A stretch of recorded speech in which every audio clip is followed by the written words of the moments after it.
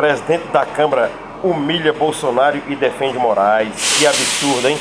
Veja e deixa nos comentários. Porque um processo de impeachment de um ministro do Supremo Tribunal Federal num país dividido vai causar problema para 200 milhões de brasileiros. Não é a solução.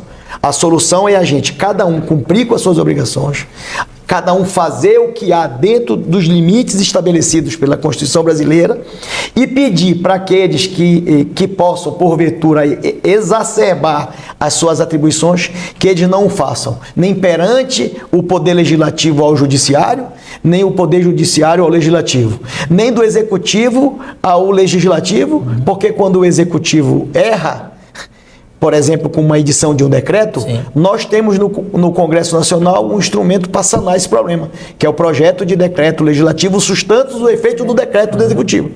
Então, não dá para o Executivo exacerbar, nós temos um instrumento. Não dá para o Executivo entrar dentro das matérias legislativas, não dá para o Legislativo entrar dentro do Executivo e não dá para o Judiciário a todo instante tomar decisões entrando nas nossas atribuições do Poder Legislativo. Qual é o melhor caminho? Não é o impeachment. O melhor caminho é a pacificação do Brasil, a harmonia entre os poderes e cada um entender as suas atribuições e cada um cumprir com as suas atribuições, repito, sem adentrar nas agendas que são de competências de outro poder. Aí nós vamos resolver o que está estabelecido na lei, na Constituição brasileira. A harmonia e a independência dos poderes, cada um cumprindo com as suas atribuições. Eu acho até um comentário muito relevante, Caju, vou fazer isso aqui agora em rede nacional, dizer que um problema que está afetando o nosso país e que também parte da política é responsável é a gente insistir em viver a todo instante momentos eleitorais. E essa divisão do Brasil e essa briga constante pelo processo eleitoral está prejudicando a gente de fazer o certo no Brasil. Porque fica uma narrativa e uma disputa de narrativa sobre a próxima eleição.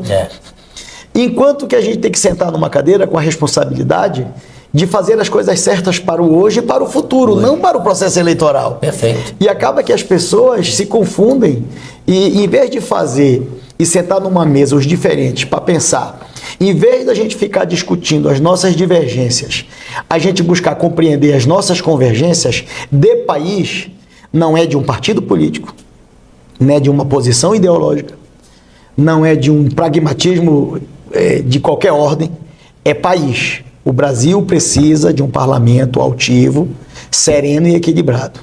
E o que a gente menos precisa hoje, com tantos problemas que nós temos no Brasil, é a gente continuar com essa divisão, continuar com agressões incabidas e infundadas.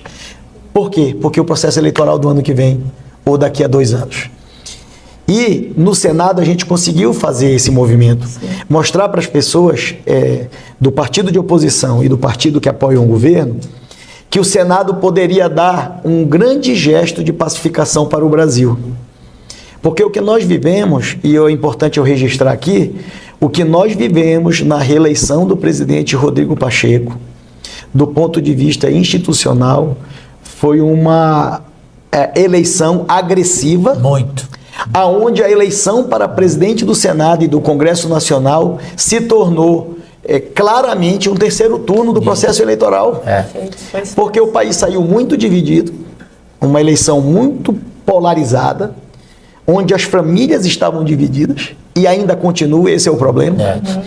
Essa divisão, ela está na sociedade toda, os filhos brigando com o primo e primo brigando com o tio, uma loucura. Isso refletiu no nosso comportamento dentro da casa. Exatamente. E o que aconteceu na eleição do presidente Rodrigo? Ele foi vítima de um terceiro turno que ele não era responsável.